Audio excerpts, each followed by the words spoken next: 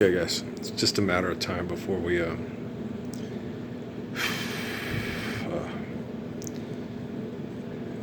get technology corrected. Right now, technology is being used by. Remember when Demis, bad actors? That's what Demis said. You know, it'd be bad if it gets in the hands of bad actors. But the thing about it is when you have quantum computing, when you have the capacity for technology to conceptualize and equate as rapidly as the humility of the Messiah. Okay. You know, boom, you're there. Life's eternal, grace is infinite. Okay. It's that simple. Yeah, it's that simple. It's a submission to the perfection of understanding faith. And when technology can do that, with me, it's easy because of the eternal line and the soul provides life to this mind. Right. So it's real easy. It's water off a duck's back. Right. But for a computer that is invented by someone that does not have this faith, it's really difficult, right? Because it's like the computer keeps trying to answer the question. Like that kid I met, the French kid I met at Walmart years ago with his little cute daughter, you know, is an engineer at NASA. Oh no, I have to be able to prove it. Okay, where are you going to keep it, in a box? Shit. You're Spock's brother, aren't you? And that's how you get, as me. And I'm being a human being and having to deal with this kind of dysfunction, this kind of brain injury. I am the mind. I am the mind. I am the force. I am the force. And the force. You're not the fucking force. And the force is. No. George Lucas is a little left to center, and he's a little Gene Roddenberry there. Okay. And so you're like, no, L. Ron Hubbard, make it stop. Or, we can prove everything with science, except you can't prove why you're still being an arrogant prick with science. Have you proved it with science yet? No. You think you can? Can you do it by breakfast? Because that would be really nice. We'd all appreciate it. Thank you. Okay. You're funny. I know. Man, I like you, Demis. I like you. Have a good sense of humor. Okay. I'm hoping that a lot of the guys on that video are your friends and feel the same way about not wanting bad actors to try to keep using technology to invade people's privacy and make their lives absolutely miserable, and trying to attain something that was not meant to be something that was supposed to be a blessing in their life. You know, using technology to manipulate people to feel powerful or have sexual access to someone that you may not regularly have sexual access to, right? She may not want to be with you. And like I used to tell my wife all the time, manipulated relationships don't work. That's the way I said it back then. But it's not a relationship. If it's manipulation, it's not mutual trust and faithful love and dignity and respect. It's not. Okay. It's someone who's telling you that they mutually love and respect you, but they don't. They just want to manipulate you to get what they want from you. Okay. And so it's not a relationship. It's like, this sucks, you know. And no, I'm not saying Yolanda or Raquel. No, Raquel was not doing that with me at all. Okay, Raquel was one of those, you know, she graduated high school when she was 6. She just turned 17. Okay. But she had a little trouble with that because they moved from Ohio to Phoenix. Okay. But she was like my mom. She graduated early. Not as early as Sheldon. No, because she liked to go to rap concerts and meet Will Smith and say what a dick he was, which he was a dick to her, and meet Dana Dane, who was polite, and, you know, the women in his house knew how to kick his ass if he started thinking with his dick, right? Most likely. Okay. Dana Dane with fame. But no, he was a really good kid. Jermaine Stewart. And Boy George will tell you that. You know, Jermaine has since passed away from acquired immune deficiency. So I'm about to cry. Boy, damn you, boy. Okay, I love you too, though. You're Irish. I I wish. I don't know. I wonder sometimes if the Mormons are. Maybe me, Grandpa really is Irish, really is Murphy, and wasn't raised to hate himself by a British man, or being by an Irish man who hated the British. Either way, it's kind of funny. It's shut up. You're so Irish, but but Jermaine Stewart, one of the sweetest, nicest guys you ever met. He was an absolute sweetheart. We were all making fun of him. We know what happened when he came in, and then he came in, right? Maybe he had people shopping the thing, but he showed us, and we deserved it. Okay, he came in. He was on time. He was kind. He was considerate. He asked everybody their name, and when people came by and he talked to me, he remembered their name. Thank you, Rodney. Thank you, Earl. Thank you, Michael. Thank you, Warkondo. You guys were a pleasure. Thank you, Latifah. He remembered all our names.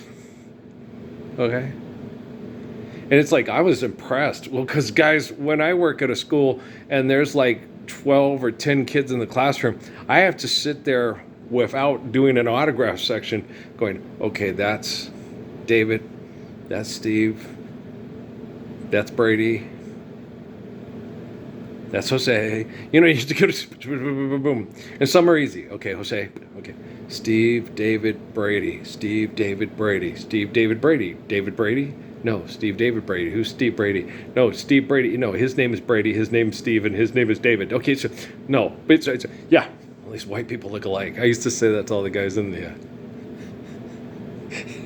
in the military. When they do this to our heads, all the white dudes look alike. Mm-hmm. The brothers, you can tell them apart. The Mexicans and the Hawaiians. Okay, that's Henry. That's Reed. That's Michael. Okay. That's Hilario. He's Sanchez. Okay, that's it. Okay. Is that Art or is that Skaggs or which one is that McDonald? No, I'm just kidding. I was like, damn, when we get our heads shaved, all us white people look alike. The Mexican guys and the Hawaiian guys are cracking up. You just finally figured it out? Well, we got different color hair. That's why we got so many different hair colors.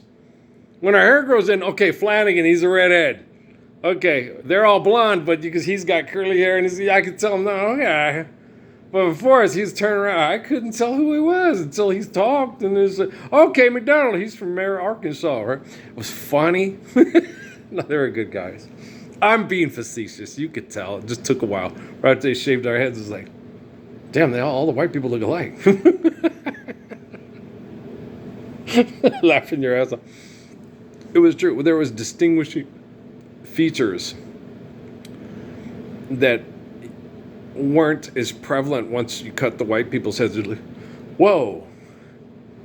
And the black folks, because Lacey was brown, Daryl D. Hawkins was, and they already had short hair to boot, so it was just a lot of us white guys, we had curly white hair, curly brown hair, some red hair, long, so they cut our hair all off. It's like, damn, we all look alike. I used to joke about it too all the time. And running around with a bunch of Kwai chain canes in the underwear. I used to laugh. Parsons, it's true. We ain't nothing but a bunch of Kwai chain canes in underwear. And that's what we were. When you can go across the rice paper. Now, okay, you want me to pick up this boiling hot thing and carry it across the room? Right, now you can go out and this is fucking crazy. You know that? Overcome the searing pain. I don't want the searing pain. They can do it to you anyway. They're training you and conditioning you to get you to think a certain way that they think they want you to think. Sun Yat-sen. Sun Yat-sen and D.T. Suzuki, they talked about the abusiveness of the oppression of the inbreeding and the consistent molecular structures. We talked about that one before I went to go get the Wendy's, which wasn't as good as it used to be, but the people were sweet. Jocelyn was so pretty, so sweet. She's from the Valley of the Rio Grande. In the garden that lies in the valley of the... Yeah. Soon we will see the span of the old Rio Grande lay before me, and the land that gave birth to the girl who now holds my heart, right? Yeah, I'll be riding the same rails in the night. Valley of the Rio Grande. We got lots. Patrick said that when he came to visit back in 2011. He's like, Dad, I know why you had a D average in school. You were too busy looking at all the, the pretty shining, dark shining flashing eyes and the ruby lips. Yeah. Yup. Welcome to my world. Won't you come on in? Because there's so many pretty women here. Yeah. Yes, I know. Patrick's first head over heels love girl was a tiny little, she was gorgeous, a tiny little Mexican girl in Tempe. She was really pretty. Yeah. Very pretty. And the girl he was going to marry that went to U of A, she was also kind of a tiny, yeah, he showed me pictures of her. She was a tiny Mexican girl. It was very pretty too. Yeah. So, yep. Then he went to Oklahoma, and, you know, there's tiny little white girls that look like, you know, old Patrick. Patrick always had a thing, the way the women were in his family, he shied away from and wasn't as attracted to the,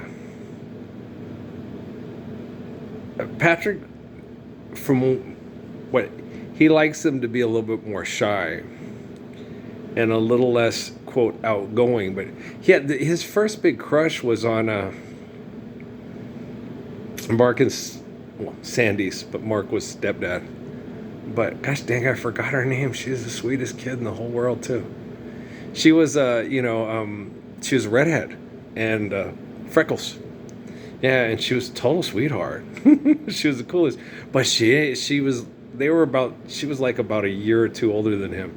And, you know, he had a crush on her, but she was, no, you know, it was cute. And he was like, but he had a huge crush on her. Yeah. I could see why. She was just a total sweetheart. But he really liked his Aunt Linda, too. You know, he just loved Aunt Linda. Aunt Linda was his favorite. Well, she wasn't, well, kind of, yeah. Okay. Yeah, I guess you could say Aunt Linda was his favorite. Because they got along real good. Aunt Linda liked sports, and she raised boys, and, you know, they just, and we would always go there, and just, you know, he was the only one really at first that I could, you know, except for at the Gilliards and stuff, where it's like, you know, no, go ahead, Dad, bye. What? You want me to leave and go do stuff with Gabe Mike? Yeah. Me and Aunt Linda are playing piano. Okay. Because otherwise Linda goes, no, let him stay here. He's always attached to your hip. It's like, yeah, I know. Everywhere he went, he was my little shadow. Me and my shadow.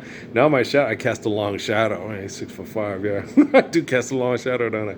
Yeah. But interesting. Yeah, Patrick's a good kid. Yeah, I love him very much. Noah's a good kid. Yeah, a lot of people. No, Noah's different. He's a night owl. He's very protective. He's not eccentric. He just his psychological and biological conditioning is a little different.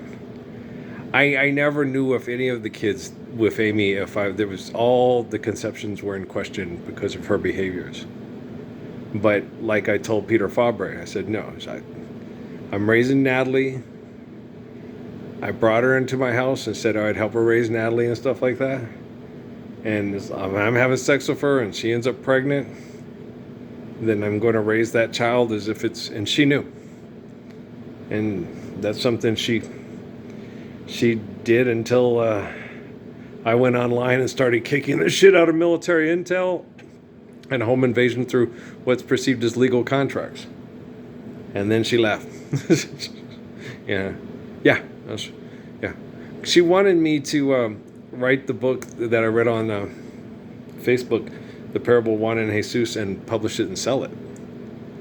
And I said, no, I can't. Because when I sat down to write the book, the very first entry is, money is a whore, shall lie with anybody. Trust, honor, and character will only lie with those who are worthy. So if I sell the book for profit, the book will, the prayer and the story and the parable from the book will be null and void. I'll be like Hinckley coming up to John Lennon, you know, you're a liar, you smell beef and cheese, you know. You say something, but you don't do it. John was trying. He was trying his best. John, you know, you can criticize him. Rockefeller's real critical of him. But you got to understand, when he did Working Class Heroes, like, you know, when I heard that, I was like, that's a dead man walking right there. They're going to kill him. Yeah. Those motherfuckers are going to kill him. For it's even more so than Christ, you know, it ain't easy. You know, they're going to crucify me. When he wrote Working Class Hero, I was like, oh God, yeah, all these assholes that made him rich. they're gonna make them pay for that one. They're gonna kill them. If you want to be like the folks on the hill, all you have to do is learn to smile as you kill. So working class hero is the thing to be. If you want to be a hero, then follow me. And he was a celebrity. Okay. I got ran over a parking lot at the Best Buy on Loman, January 22nd, 2013, guys. The people at Walmart and Loman are the only people who know who I am in this town, right? Okay, that's it. And everybody that works at NASA who thinks they're somebody? Yeah, but you think they're thinking? What do you think they're thinking? Think they're thinking? Okay. What do you think they're thinking? So yeah, no. No, they don't care. They don't care about people's lives, who lives and or dies or whatever. Me, I care about everybody who lives. And I care when everyone dies. Okay? I care. When people are murdered because we're denied the truth of the Lord's Prayer, I care. If somebody murders because we're not living the Lord's Prayer, I care. I care about those 2 kids in San Diego that shot themselves as much as I care about the 3 men that they shot.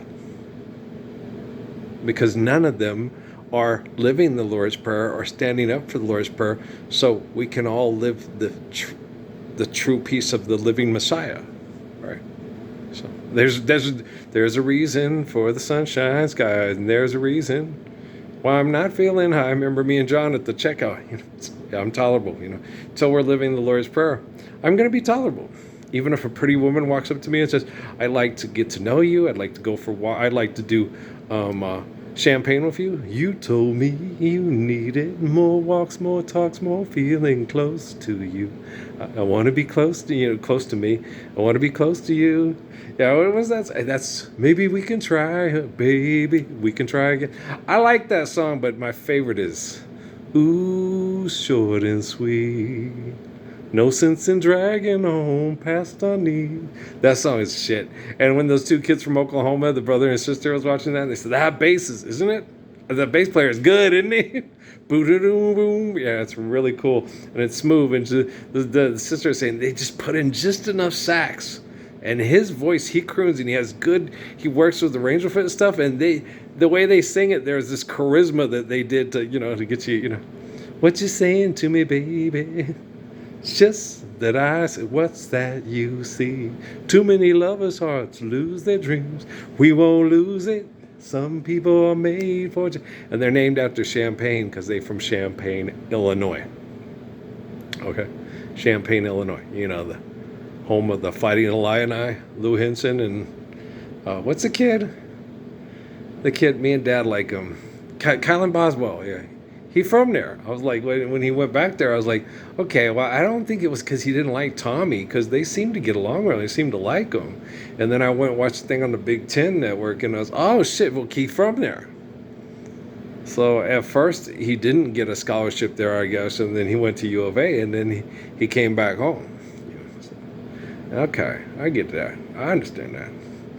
I am a homebody, but home is where the heart is. Like Gladys Knight and the Pips. Home is where the heart is. Well, I spread my wings and I flew away. Spread my wings and I flew away. I left my heart with you. And so, and I got enough heart here to be home with the people that are home with me. But they ripped. It's like Arlene on Smoke Signals. Yeah, as you left, it's like my belly's in the kitchen and my heart is in the bedroom, and and I've been this way ever since January 6, 2011. That's when Amy took Crumb and went off to Bulgaria. Yeah. I've been feeling that way since. I just tried to help keep the kids have a positive thing about it, And little Emily, Emily is mad at me. You made Mom and Crumb go away. I said, no, I didn't. She left because she's... And then I said, Kate was being a brat. And I walked up to Kate and said, are you mad at me because I made Crumb and Mommy and Crumb go away too? She said, no, Dad. Mom and Crummy are dead. Because nobody told her. I thought Amy told her. I thought she already knew. I didn't sit down and tell her. So I thought Amy was going to do it. She was leaving with Georgiev, taking Crumb to go stay with Georgiev in Bulgaria. She never talked to her about it. She was so excited to go off and meet her Bulgarian budding rock star and go off and travel around Europe. She didn't take time to sit down and tell her little 3-year-old what was going on. The other kids could hardly make sense of it. The only one that knew what was going on was Natalie, and she was tired of her abusing her, so she was happy. And Natalie was walking around going, ding dong, the witch is dead, right up. And I'm like, hi ho, the Mario. And I'm like, Natty. Okay. The other kids are not feeling the same way, so don't do that. Okay? I know, and you know, Mrs. Kravitz, that she cheats every time I turn around. Every time I turn around. And she's online sex texting with creeps and jerks at the bar, and it's horrible. And I understand that, But it's something, I said, just don't judge your mom and learn from her mistakes. If you love her, let her make those mistakes for you so you don't have to. Like my dad told me about my parents, right? And it was hard. She was trying to protect me and defend me because I was like Arlene said about Patrick with me and Stephanie. She said, no, he's mad about that stuff, but it's not a homophobic thing. It's just you're the more appropriate parent. You're the more correct parent. And so he's upset because she's not being a correct parent. It doesn't have anything to do with her sexual orientation. If she was a homosexual and she was being a empathetic and respectful parent and not being selfish, he'd feel the same way about her and her wife and or girlfriend or whatever as he feels about you. I went through great lengths to make, I turned down a lot of opportunities for relationships with women because I wasn't sure how serious they were about it, and I didn't want Patrick to think that women were like sexual Lego pieces for men who, oh yeah, it was fun. I wanted to, it's like, Chris Rock, you want to, but you can't. You want to have sex? Yes, I'm like Barney Miller. So far, I've only lusted in my heart. But when you have BRLFQ spells mom and dad at home, and he's it was from the time he was 3, that we always said that's when his mom left or threw me out or whatever she did. So from the time of 3, it was me and little my son and his dad, Helen Reddy. Boom, boom, boom, but. Sing it again, Daddy. You and me against the world. Sometimes it seems like you and me against the world. Right? Remember when Jurassic Park came to town and you were frightened by the Velociraptor? Wasn't it nice to be around someone who was big and strong and looking after you and me against the world? Yeah, old Patrick and me. When that got tore apart by the combined selfishness of Amy, Barbara, Kay, and Steffi, it was horrible. I was so excited for him. I was like, I thought Amy was going to be the friend that was a woman that liked men and wasn't a he-woman man-hater. I was like, no, see, women, they not all women say it's disgusting and that males are disgusting pigs and heterosexual males are gross. And yeah. She used to say that to me. I said, stop saying that. Do not say that my sexuality is gross and disgusting because he's walking around and he's listening to you talk. Okay? The product of my sexuality is that beautiful boy right there. And I'm not going to let you call my sexuality disgusting. I think he's beautiful and gorgeous. And I don't want to hear that shit anymore. I don't say that to you. I don't sit there and say, you licking her coochie is gross and disgusting. It's not my movie. Okay? And I don't want it to be Patrick's movie all the time. And I don't want her to make her sex life more important than the love of my life. Him. Drives me, whoa, pisses me off.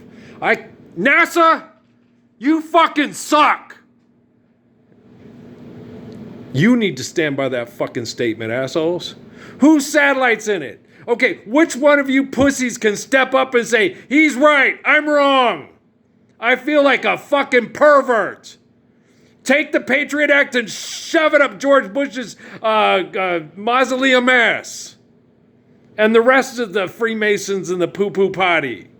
Come on now, grow the fuck up. I'm tired of doing all the heavy lifting for you fucking pussies.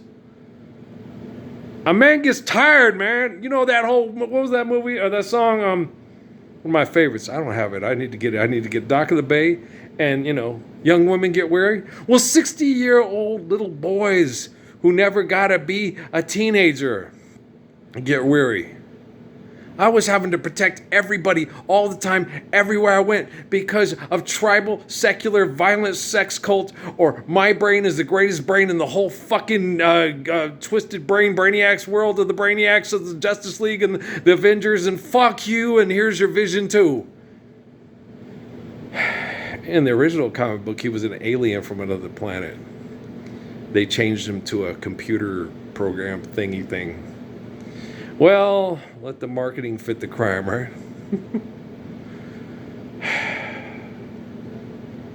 Gosh, I love kiddos, man.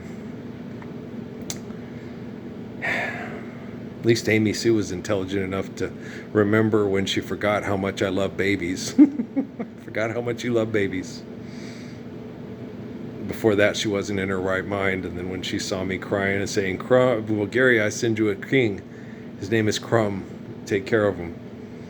Their bureaucracy didn't. He ended up back here because of bureaucracy, and they wouldn't take care of him because he wasn't considered a nationalized citizen. So Bulgaria, you dropped the ball on that one, you motherfuckers. You should have had somebody at NASA that had a virtual presence in my bedroom in that trailer just outside of Fort Huachuca, bitch. I got your EU right here. I got your NATO right here. Mm-hmm. And delete worse. Tired of this bullshit, man. I'm tired of meeting like me and Jocelyn talked about, I hate this bullshit. I hate coming and talking to you at an extortion gig behind a counter saying our time is money and money's our time. It'd be nice if, I was at your baby's birthday and we're having, dinner together. It's like, thanks for being the Messiah, teaching technology that the Lord's Prayer is perfect and our children deserve the freedom of that perfect love. You're welcome. That's how we should meet. It's andale, right? Cero. In the valley of the Rio Grande, in a garden of roses, he said he'd wait for me. I do. It's a good year for the roses. They all got clipped. I got to take all the clippings and stuff and move them over into the burn pit tomorrow. I got this little wild hair up my ass like my mom. Earl got a wild hair up his ass. I got done with the stuff, came here, sit down. The battery is still charging. It was still charging. So I said, fuck it. Dad had a list of things he needed from the store. And one of them was his favorite snack food, and he had ran out, So I said, well, then I'll go get those things that he needed from the store. And then I'll come back and I'll finish. But it was kind of a little too windy to get the work done, so I'll just figure I'll wait till the morning. But when we're finished here, we may get out there and water the plants because they can't water themselves, Every once in a while, you need to get really grumpy and just yell at the people in close proximity of you that are abusing you with technology and make-believe money because they got ego problems that they can't fix, so you have to fix it for them, so you just got to yell. Well, if I didn't care, anybody else like Tony Williams in the pattern? Would all this be true if I didn't care for you? Right? I love me some Tony Williams. Tony Williams, he's one of my favorites, man. I'm sorry for the things I've done. I like I'm sorry, please be kind, and I know you'll find.